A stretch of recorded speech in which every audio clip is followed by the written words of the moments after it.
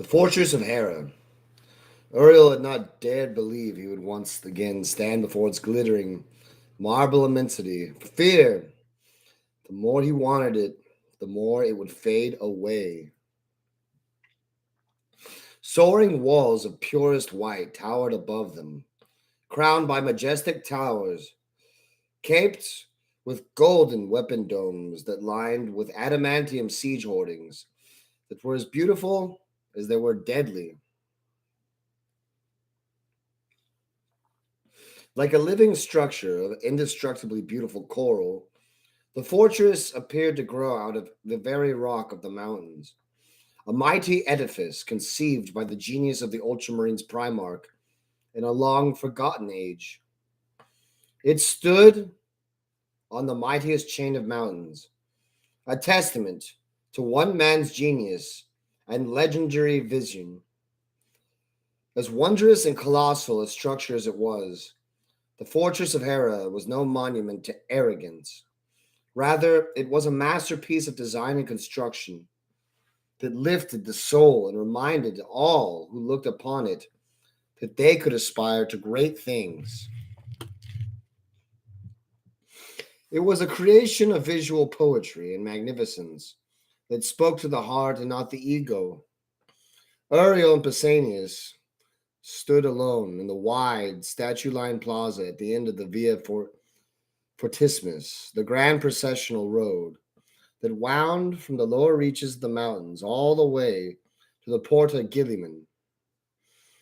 The great gate of the fortress was a towering golden slab, engraved with the 10,000 deeds of Rabuti Gilliman,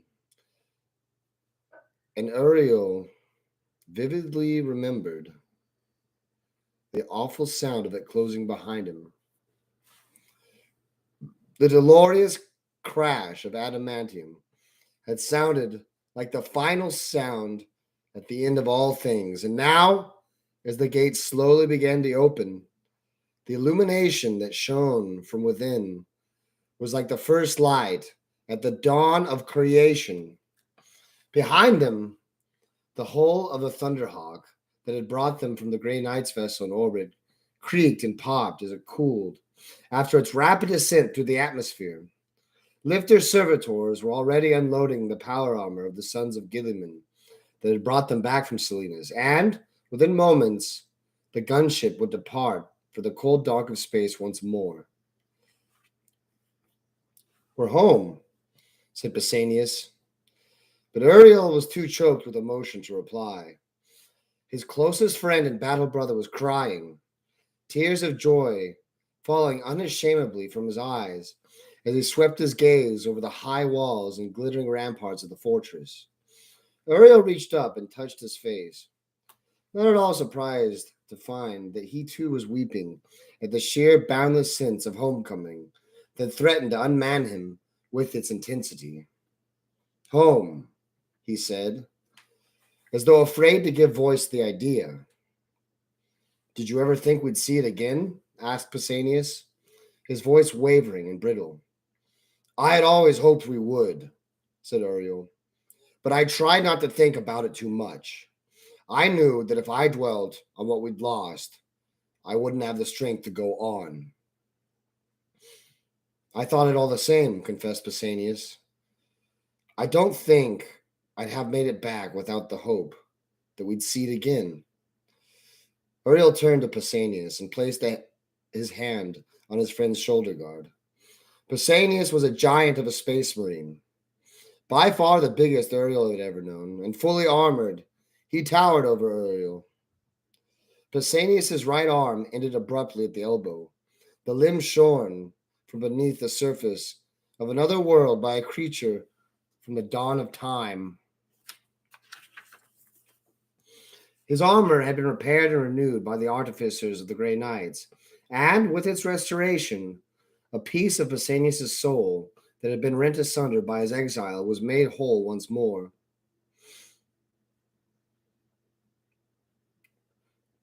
"We should each hold on to that which keeps us going, my friend," said Uriel. "For you, it was the idea of home. For me, it was the quest itself. Without that balance between us, I don't think either of us would be standing here now. Pausanias nodded and swept Uriel into a crushing one-armed bear hug. The big warrior's emotions were raw and wounded, but they were healing. They had shared adventures and horrors in their journey, and to come through it alive, let alone whole in spirit, was a miracle of which both were suddenly and acutely aware. Uriel felt Pausanias' massive strength and laughed. "You're crushing the life out of me, you fool!" he gasped. Uriel's armor had been destroyed in their quest for redemption, and he wore a simple chiton of pale blue, with the sword his former captain had entrusted to him belted at his waist.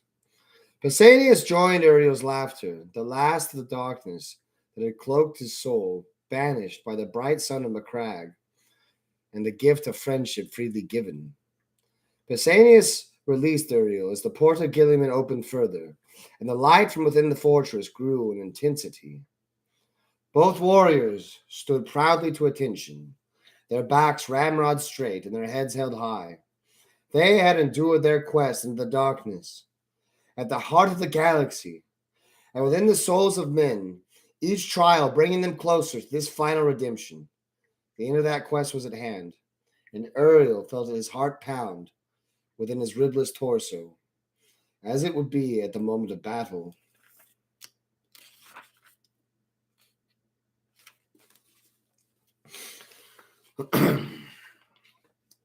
The enforcers were closing in on her, and she didn't have many places left to turn. Her legs were tired, the air burned in her lungs, and her shoulder-length blonde hair was damp with sweat. She'd been on the run for nearly 3 hours, but Jenna Charbon wasn't going to be brought down without a fight. She blinked dust from her eyes, wishing she hadn't lost her helmet in that tussle with the slab of muscle who tried to pin her to the wall with a net caster. Jenna had dodged the projectile net and busted her pursuer's ribs with 2 quick blows of her shock maul. She put his lights out with a swift blow to the throat. Amateur.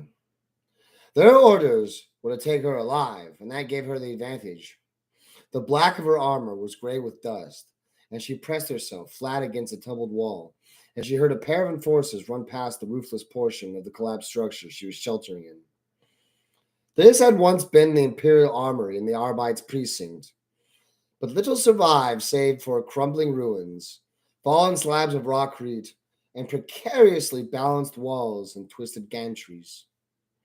Jenna shifted into position beside the doorway and reached down to grab a handful of rock chippings. She skidded them across the ruptured floor timbers. Instantly, she heard the enforcers turn and make their way towards her hiding place. Jenna heard the clicking of their microbead vox and waited. A gray uniformed figure darted through the doorway, and Jenna let him go. The second enforcer immediately followed the first, and she surged to her feet, slamming her shock maul to the side of the enforcer's thigh.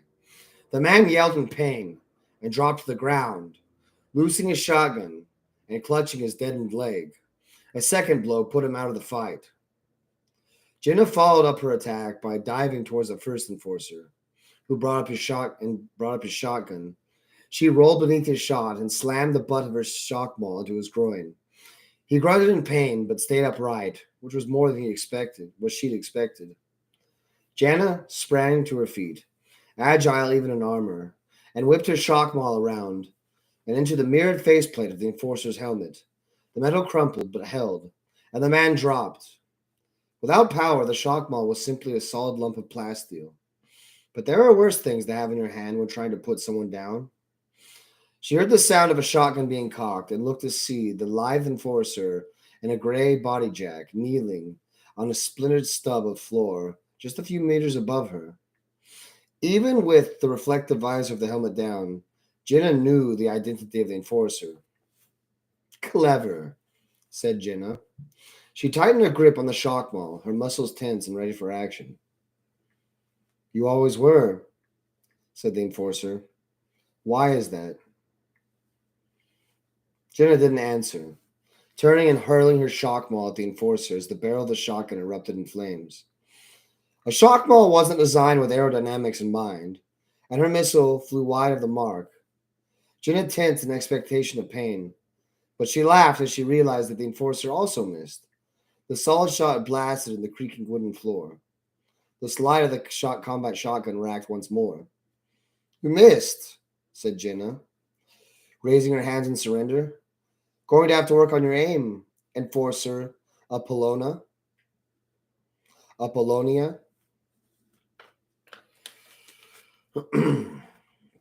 "I wasn't aiming at you," said the enforcer, lowering the shotgun. Jenna looked down, seeing where the impact of solid shot had destroyed the end of the joust, supporting the portion of the floor she was standing on. "Oh, hell," said Jenna, as the splintered timbers cracked and gave way beneath her. Well, they just had a Looney Tunes moment. Not sure how I feel about a Looney Tunes moment. The cadet shot the floor and she said, "Oh no," and she fell down because the floor gave out.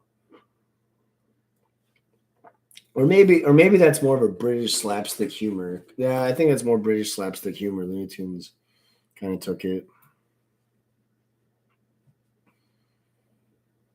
I don't care about Uriel's redemption. I don't care. He was already redeemed. I don't care about that part, so I'm skipping it.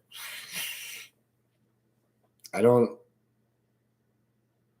care about this plucky new this plucky team of crime fighters who's they're gonna learn how to they're gonna learn that fighting crime isn't as fun as putting on a badge and pointing guns at bad people. This it's not about any of that, to be quite honest. To be quite honest, it's not about any of that.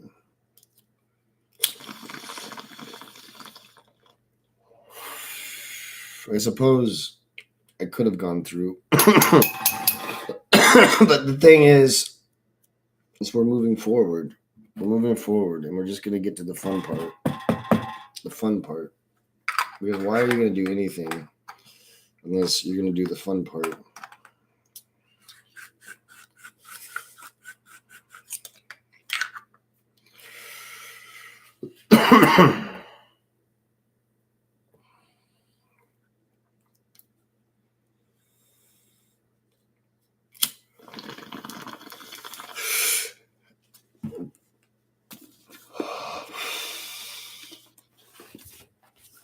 I don't care. So Jenna Charbin, she's one of the characters from the other books, and she's a loose cannon cop that doesn't take no for an answer, and she's honestly a cool she's a cool character, but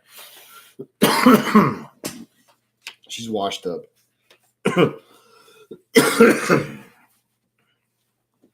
Alone in his arming chamber, Uriel allowed the simple act of caring for his battle gear to set his mind at ease.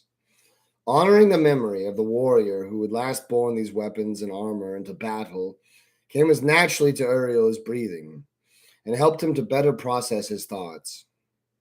He worked a finely textured brush across his breastplate, taking care to work out the red dust of Pavanis from beneath the carved feathers of the golden Aquila. As captain of a Space Marine battle company, Uriel was permitted his own chamber in the modular barrack structure, a 3 meters square, steel-walled cell with a compact bunk and weapons shrine on one wall, and a reversible ablutions cubicle in the other. A gunmetal gray footlocker at the end of the bed contained Uriel's few personal belongings: his training garments, his hygiene kit, a sharpening block for his sword, the glossy black claw of the stalker creature he had captured on Terrasis Ultra, and a ragged fragment of an enemy battle flag he had taken on the battlefields of Thracia. A Space Marine had no great need for privacy in the normal run of things, and shared virtually every moment of his life with his battle brothers. Such unbreakable bonds of brotherhood allowed the Adeptus Astartes to fight as one, and to make such war as was unthinkable to mere mortals. The rest of Uriel's armor stood in the corner of the chamber, each plate having been removed from his enhanced body and placed reverently upon a sturdy frame by a company serf an hour before. The savage morticians had brutally cut the bulk of Uriel's original armor from him on a Medron guard, and he had been forced to discard the few remaining fragments on Salinas. Necessity had seen him don power armor belonging to the Sons of Gilliman chapter for a short time, but now he had another suit of battle plate to call his own. Before leaving Macrogh, when the time had come to renew his oaths of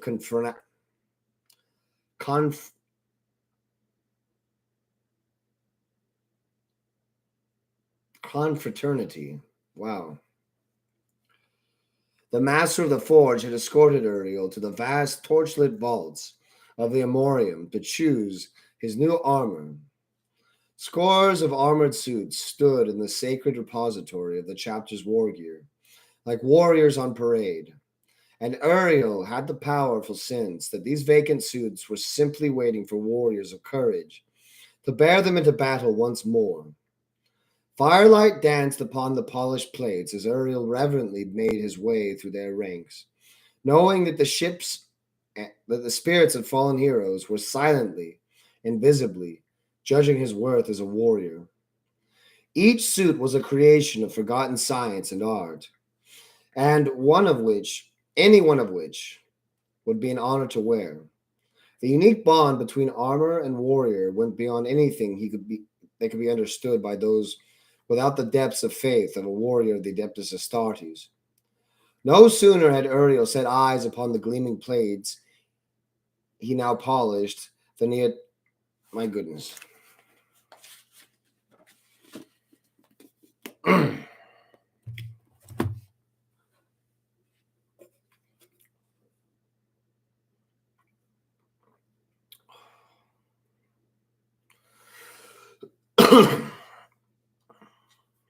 I got to be careful not to ramble.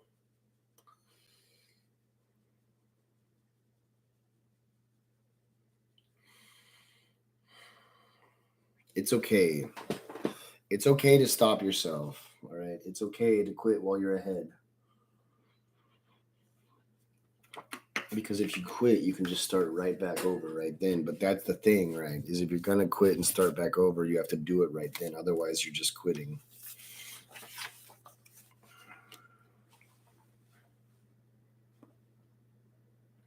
Each suit was a creation of forgotten science and art, any one of which would be. Okay, look, that wasn't my fault. Each suit was a creation of forgotten science and art, any one of which it would be an honor to wear.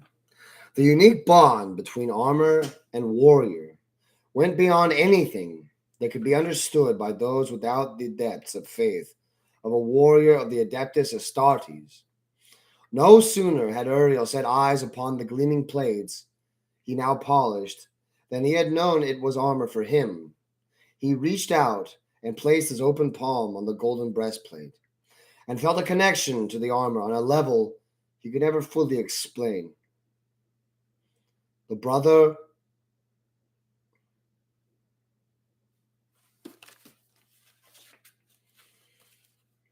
armor of Brother Amadon, said the master of the forge approvingly, his voice little more than a hoarse croak, as though coming from a forgotten place, deep within the towering warrior's chest.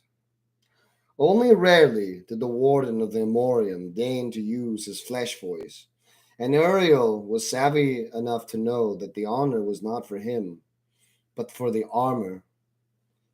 Brother Amadon fell during the storming of the breach at Cornith, brought low by a barbarian greenskin warlord, as he fought alongside our beloved chapter master. Cornith? Said Uriel, unwilling to desecrate the echoing silence of the Amorium with anything above a whisper. That battle took ancient Galatian from us. The same, agreed the master of the forge, watching as Uriel circled the armor, feeling as though Brother Amadon's soul was speaking to him from across the gulf of centuries that separated them. It's magnificent, breathed Uriel. I felt something similar on Salinas when I saw the armor belonging to the Sons of Gilliman. But this is so much more. It's as if it needs me to wear it. The heroic deeds of every warrior to wear a suit of armor adds to its legacy, Captain Ventress. Only when the souls of armor and bearer are in accord will each be able to achieve true greatness. Uriel smiled at the memory as he set the breastplate aside, satisfied that he had removed all the evidence of the last few days in the field. He hung the breastplate back on the frame and drew his sword from its battered and stained leather sheath. He supposed he could have requisitioned a new scabbard, but this was how his former captain had given the sword to him, and he was loath to change any aspect of the weapon that did not require it. He lifted the sharpening block from his footlocker and worked it along the length of the blade, closing his eyes and feeling more alone than he could remember. Sometimes solitude was to be cherished, and many a warrior had found illumination within one of the chapter solatoriums to be found in the furthest reaches of Macrogg. This was not one of those times. Even before his elevation to the captaincy of the 4th Company, Uriel had fought shoulder to shoulder with Pausanias, one of the finest sergeants to be found within the ranks of the Ultramarines. However, they had faced down an ancient star god, defeated a tendril of the great Devourer, and brought down a failed champion of the ruinous powers. Pausanias was his oldest and dearest friend, a brother who stood at his side through all his battles and tribulations they had faced since his earliest days. Now, even that was gone from him. The completion of their death oath was, as it turned out, simply the first step on the road to rejoining the ranks of the illustrious chapter.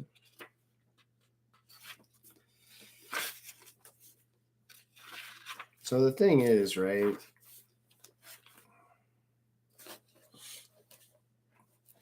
Is they already got redeemed, okay? He already got his redemption. There's a whole book about it, and it's so boring.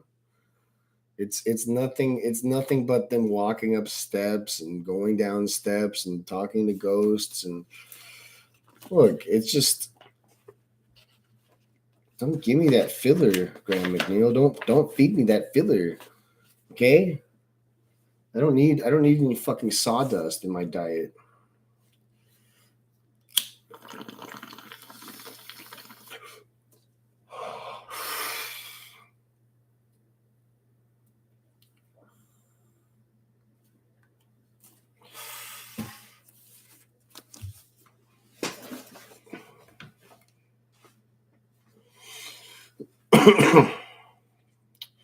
Imperial Commander and System Governor of Pavanis, Kuldakar Shinoy, was at first an impressive sight with his Okay,